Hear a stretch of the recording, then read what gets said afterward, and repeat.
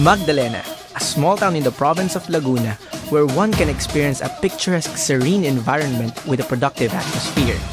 Magdalena is a 2-hour drive from Manila, located at the foot of Mount Banahaw, where one can discover the Town Plaza, where we can catch a view of the historic Municipal Hall of Magdalena, Rizal Park, Glorieta Park, where one can stroll, have a friendly chat, and take a breath from Manila's urban environment.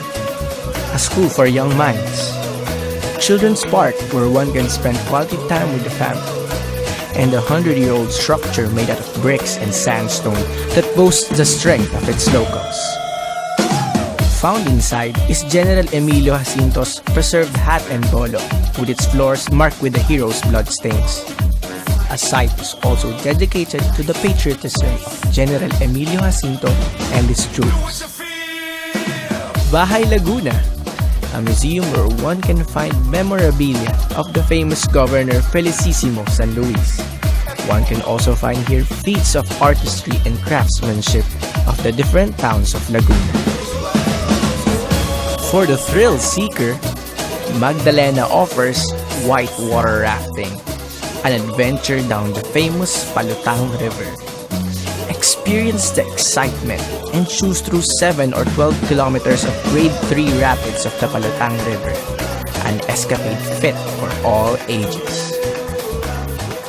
While riding to the rushing rapids, one can catch a view of a cave of folklore with a name that exactly translates to Door of Silver.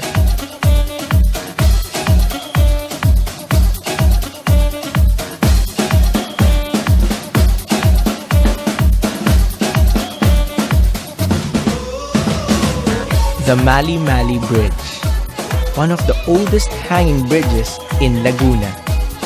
A place where one can enjoy a scenic view to the rhythmic sound of the flowing river.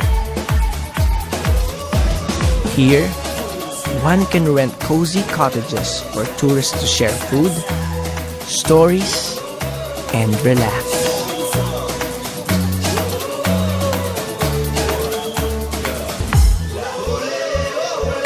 Go water tubing with friends down Palutang River and splash through the pristine waters of Mount Banahaw and wildly jump off a 16-foot riverside cliff.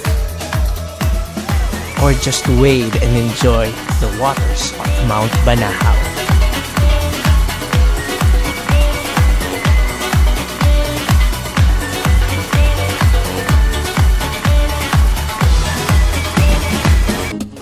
For more information, go to discovermagdalenaph.com.